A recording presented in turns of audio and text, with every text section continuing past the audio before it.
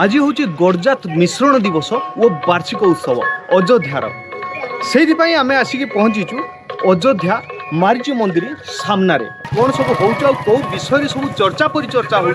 आपण मानक देखु एबे सभा आरंभ होना किंतु सब पड़ जाइए चेयर पड़ सारा आमर सब फूल चांगुड़ी हेका आसिक पहुँची गला टिफिन अच्छी पानी अच्छी पुष्पगुच्छ अच्छी टिफिन पानी और पुष्पगुच्छ इत्यादि आसीगला संध्या बेले चली माँ को आरती कार्यक्रम तापर आरंभ है कुनि कुनि पिला मानकर नृत्य परिवेषण।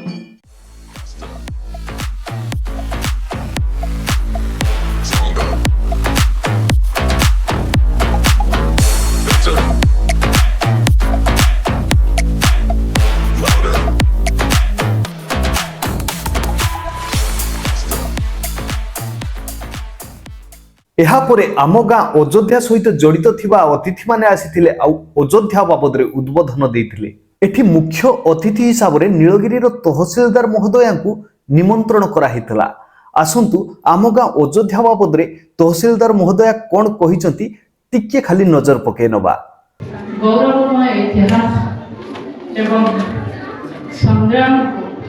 निज पक्षरे सामने रखिथिबा अयोध्या माटीर जनसाधारण को मोर प्रणाम एवं शुभेच्छा श्रद्धा। मंचासीन सम्मानित सभापति एवं अन्यान्य वरेण्य अतिथिवृंद समस्त नानवा टे संभव हो एवं समस्ते मोर जी बयस से अभिज्ञता निज निज फील्ड रे बोधे ताठू अधिक तेणु से अभिज्ञता को मोर चिरनाम अभिज्ञतार मन पड़ा इतिहास मुझे जानी मो विज्ञान छात्री थी तेणु इतिहास कथा जानी टिके खाली समय कही समस्ते प्राय अधैर्य कल्चराल प्रोग्राम देखा तेणु समय स्वल्पतार गोटे अभिज्ञतार कियदंश कौच इतिहास जिते नुआ भारत तैयारी सारी जवाहरलाल नेहरू प्रधानमंत्री हो सारी एवं सेनार मुख्य किए हेबे से कथा चयन करने चली था बैठक एवं बैठक समस्त मत थाए जे आम भारतर सेना जो माने अच्छा से तो ब्रिटिश सेनाध्यक्ष रोते तले भारतर लोक माने सेना नियोजित होते काम करुते तो समस्त मत थाए जे आम देश लोक जी अच्छा सेनार सेनाध्यक्ष किंतु जवाहरलाल नेहरू कहले जे ताको पाखे अभिज्ञता नथिबो सेना को चलाइबा समस्ते साइलेंट गले जड़े उठिक ठिया से होचंदी नाथू सिंह राठौर जी सेना पदस्थ थे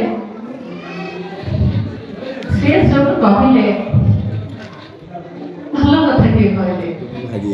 कहले जदि अभिज्ञता को आपण एते जोर दौरान आपण भी तो अभिज्ञता संपन्न नुहति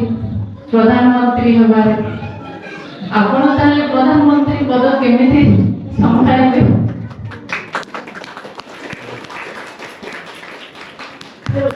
एक कथा थी बलदेव सिंह बोली आउ जने जे थिले सेनारे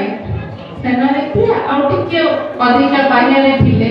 ताको टिके टच करिगला कथाटा एवं सी जाईती Nathu Singh Rathore service history check करके देखिले फ्रंट लाइन रे काम करिसंती एवं विभिन्न द्वितीय विश्वयुद्ध समय भल परफॉर्मेंस अच्छी तेणु सी प्रस्ताव रखिले जे माने फाइल में प्रस्ताव देले प्रपोजल देले जे नाथू सिंह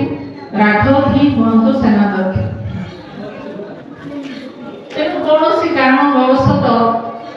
जवाहरलाल नेहरू जेहेतु मूलर विमुख थे प्रति एवं अपमानित बोध टिके अनुभव करथिले से बैठक रे जेहेतु ताको कहि देथिले से अब हेई पारले नाही तेणु एठी गोटे कथा हमको मन रखिबा पड़िबो जे अभिज्ञता होची गोटे मुख्य कथा किंतु तार अर्थ नहे जे आमे चेष्टा ही बंद कर देबा जहा हमको नुआ अभिज्ञता दबारे सहायक हो तेणु मो ये जो आंचलिक उन्नयन परिषद अभिज्ञता 5 वर्ष थिले मध्य तांकर प्रचेष्टा तांकर उद्यम तांकर सहयोग तांकर उद्योग ताको मो धन्यवाद देवी सब बेले से संतोष मौसा जे आपनकर संपादक अछंती बोले से सब बेले जिवे मैडम हमर गाँव रे या काम हेनी मैडम आम गाँव ये खबर अच्छी तो मुझे सब भावे कि अयोध्या गाँव एक्टिव अच्छी बोधे ये मौसा जहाँ भी गवर्नमेंट प्रोग्राम आसला मैडम आम ये खबर अच्छी तेणु मु प्रथम जो पोस्टिंग पाई वर्षे तले अयोध्या गोटे मंदिर अच्छी गोटे प्रत्नतात्विक संग्रहालय अच्छी बोली मु प्रथम जो परिदर्शन में आसी से मत लगी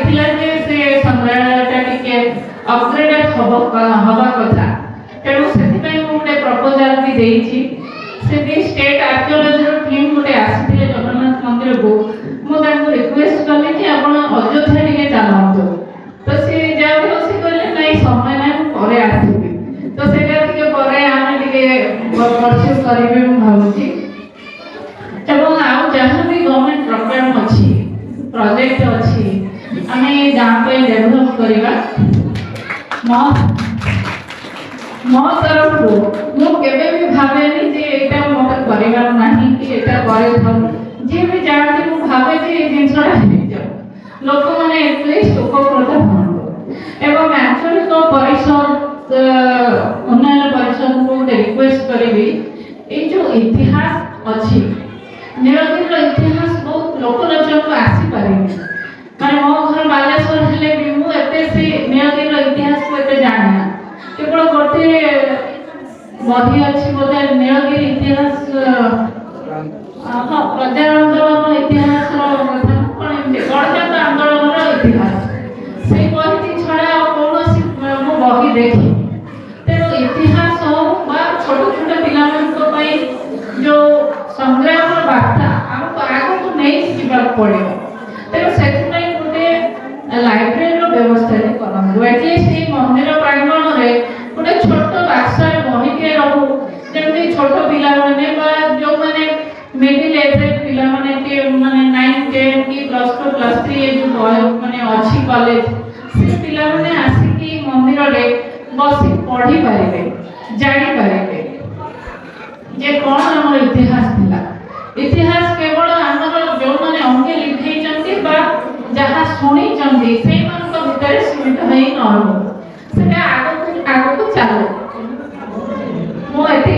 मोर वक्तव्य शेष करी एवं